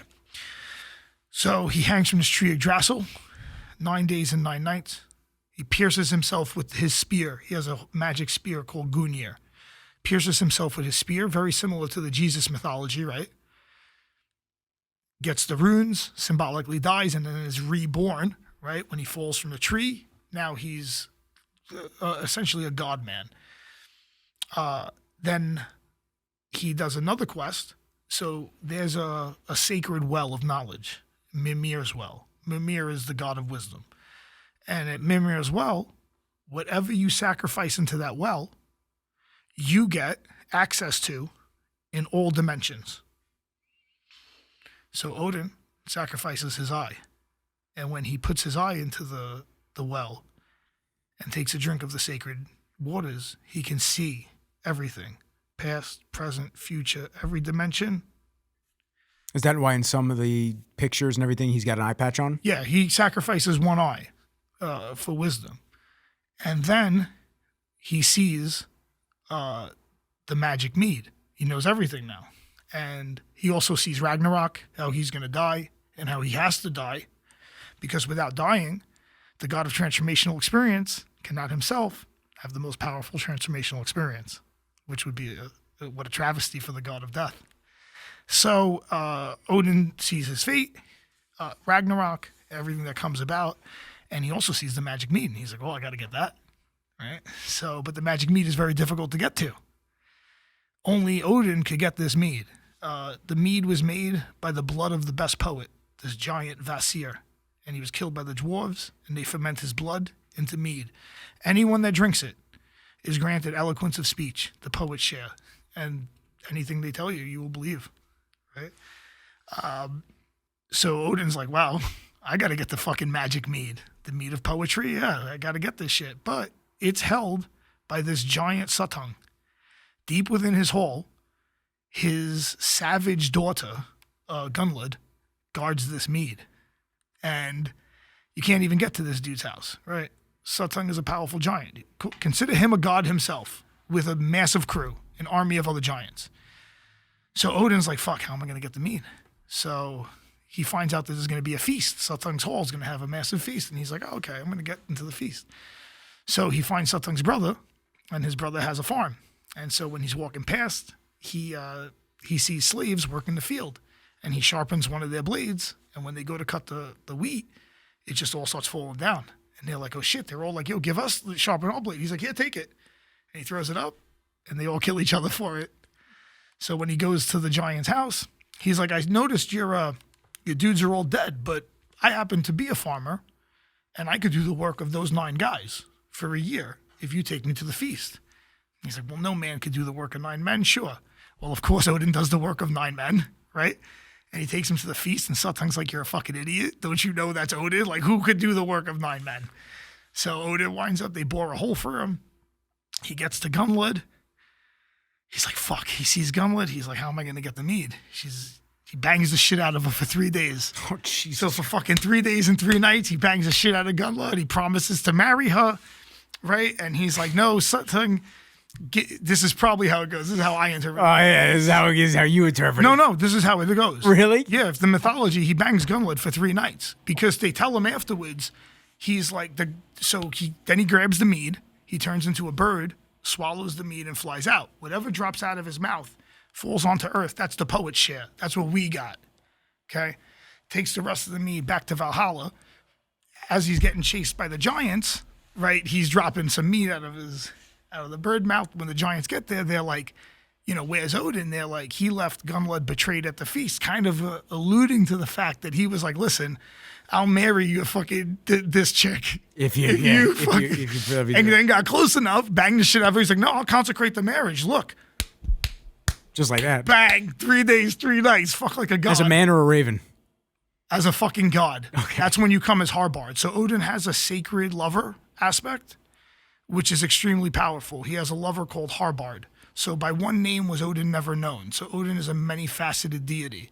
So the sacred lover, love of an extremely transformational experience. Sex and love, extremely powerfully transformational.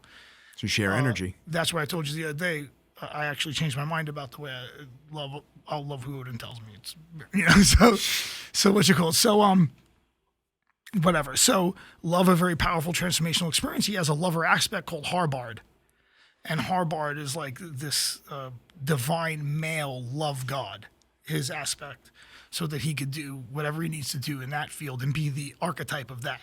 If you ever watch the show Vikings, they have Harbard in it. Oh, do they? And he, like, when the men go to war, Harbard comes and starts banging all the chicks. Great. And then those are the descendants of Odin, right? The sons of Odin, right? When you're away, Yeah. Odin comes, starts banging all the chicks. Literally. Literally comes. Literally.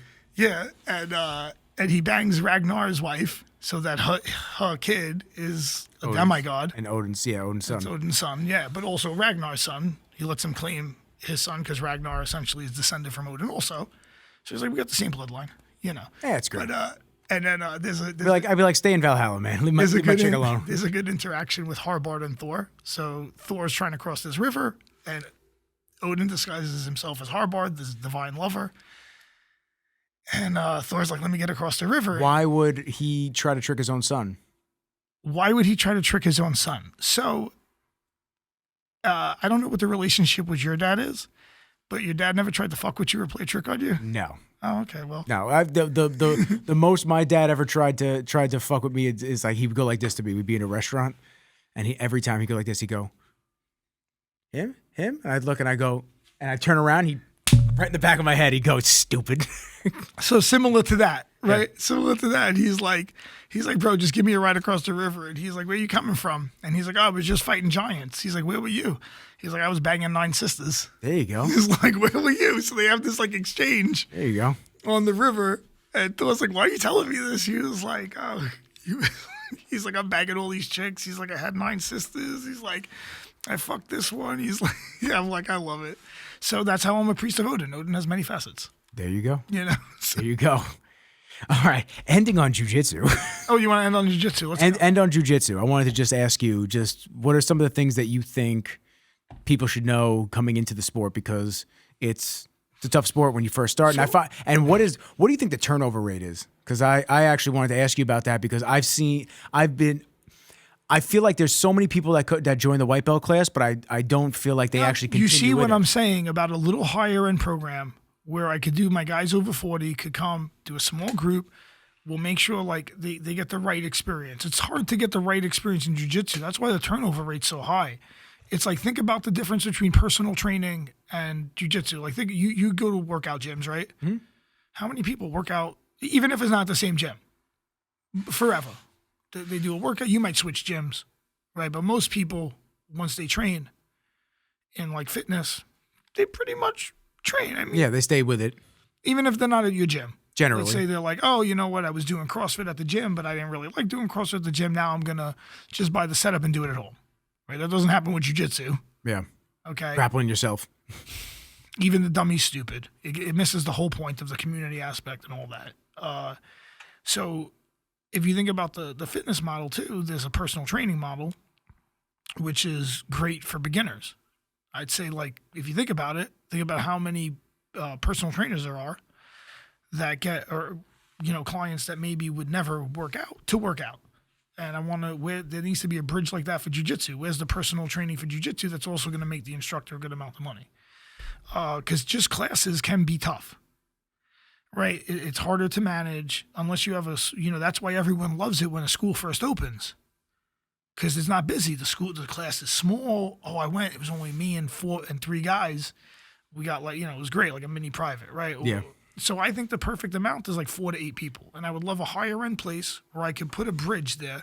So guys, I would say don't be afraid to do some privates to start. It's very intimidating at first, especially if you're, I like the over 40 guys. Super intimidating to start. Even if you think, you're not intimidated, you probably are.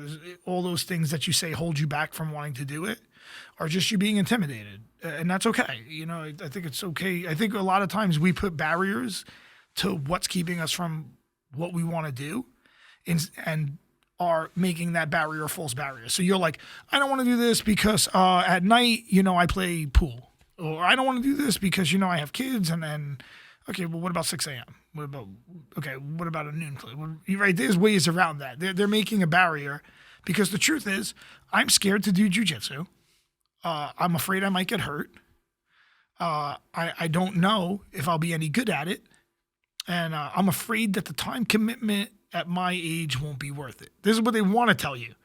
But they can't tell you that because it's very vulnerable to open up and be like, wow, there's all these things stopping me from doing this. Even though it's something I want to do, I'd like to try to fit this in. But I'm so intimidated and so tentative for so many reasons that, I'm not even going to start.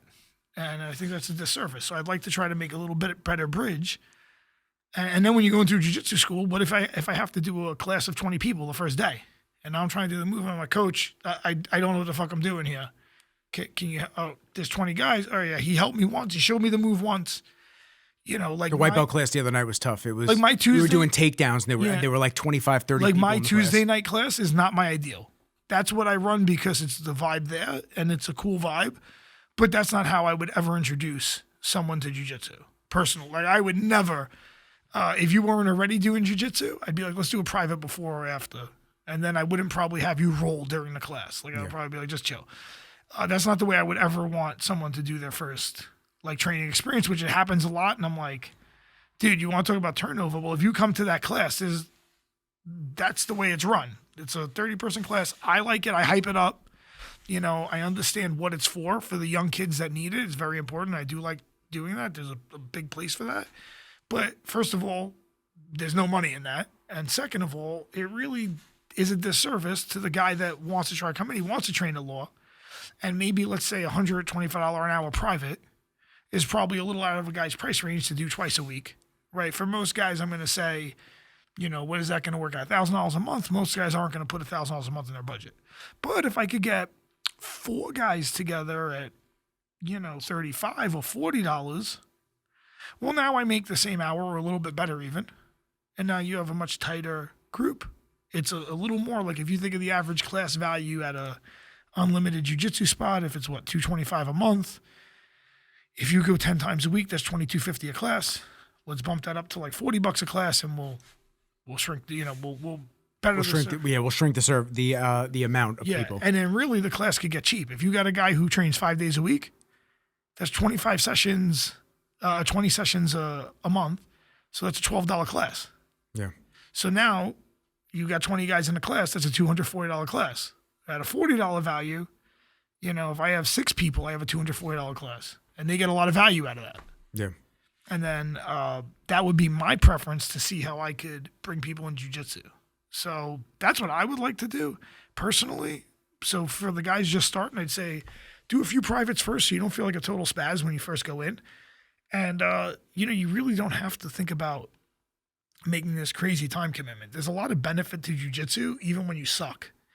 Like just, first of all, the just being around some people of all different backgrounds is good. I think there's a lot of diversity in martial arts, more than anywhere else. I had this girl who was like a diversity and inclusion specialist at a law firm come to one of my fights.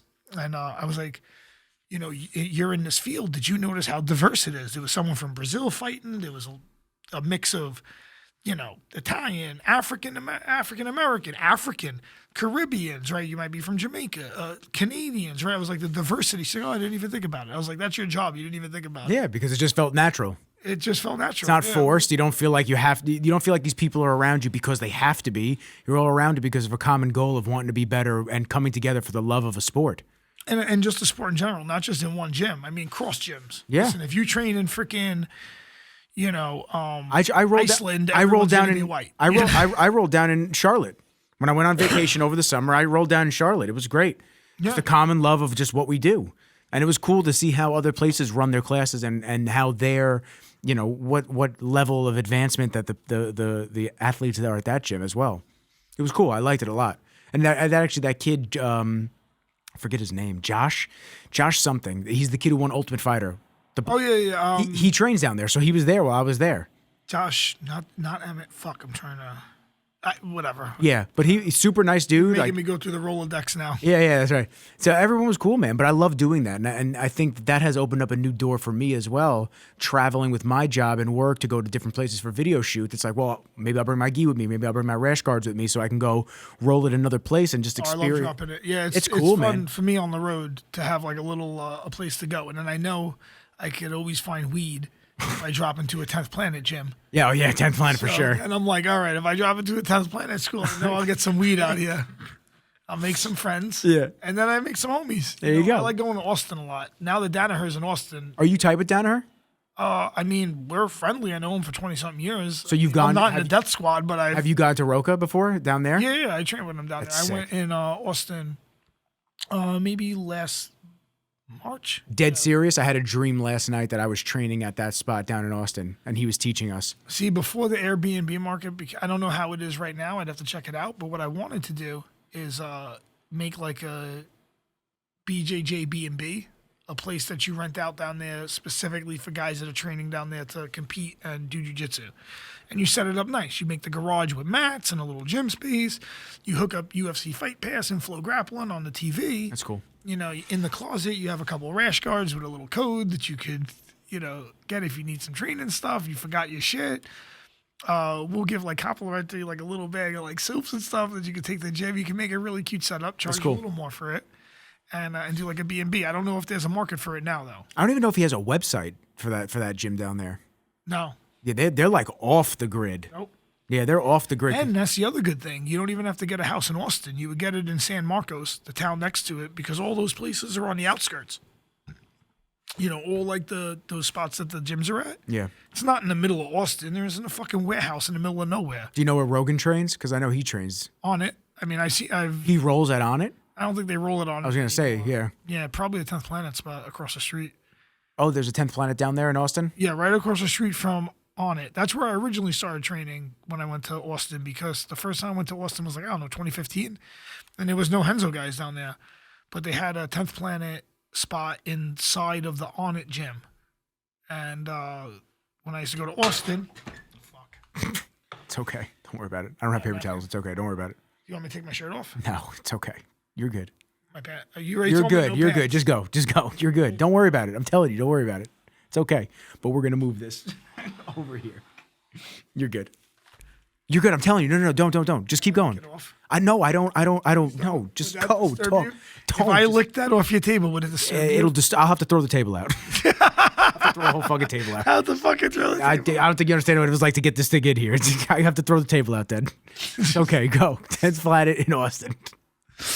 And when I went there, it was a good vibe because they all smoke weed and I didn't know where to get. So I was like, so I became friends with the guys there. And then they moved out of On It, and then they opened a big spot across the street. And then they have the 10th Planet Jiu-Jitsu, Bang Muay Thai. Oh, that's cool. So they combine a couple. And then they have some MMA fighters. Yeah, so they have like a huge spot, like 10,000 square feet across the street from On It. And then On It took that back room to do all their like videos and seminars. Yeah. So if you ever see when they do like their On It programs. Yeah, they have the same room that they use for all that. That room used to be the 10th Planet Jiu-Jitsu room. Big room. And then they cleared that, and then they needed a bigger spot, 10th Planet, and they took the spot across the street, and then they turned that into the studio. That's sick. Which is kind of like what I would want for an event space. I need a spot that's like an event space / everything else I need to do, but a nice studio would be good. Because I'd like to make just like a one-off program too for like the over 40 grappler. Just like a standalone like 4-week product, just some strength and conditioning exercises, some mindset stuff, maybe help them set up a battle board. I don't think you ever did one of those. Should do a battle board with you. I make a little battle board.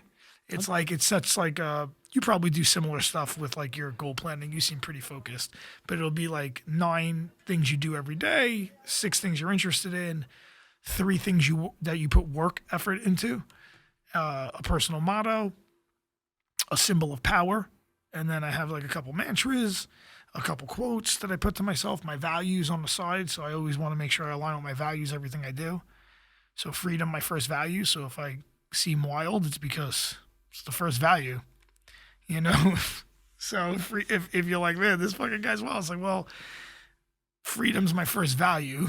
So I'm always going to be going in there, crossing over some type of line. I'm a free guy. That's okay. You know, it's like free energy. Do you think? It's like, you know, when there's a tidal wave, that water goes everywhere. It goes everywhere. Yeah. So okay, that's who you are.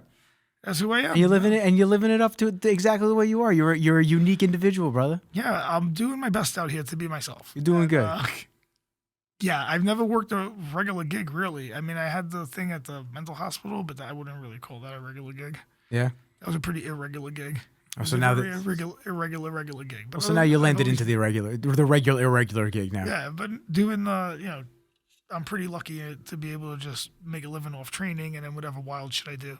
That's good though. But event So series, you're passionate about it. That's why. That's the other side of it, though. You do love what you do, and you do love the sport, and you love promoting it and teaching and doing stuff like that. So hand in hand, you know, you're not chasing the dollar bills, but they come. It's kind of crazy how that works. Sometimes, I'd like them to come more. Yeah, well, but you know, we'll work on that. That's it. Fuck the New York State Athletic Commission. Oh no, I love the New York State Athletic Commission. Sorry, sorry. I really appreciate the New York State Athletic Commission keeping everything so safe. Where do you teach in Brooklyn?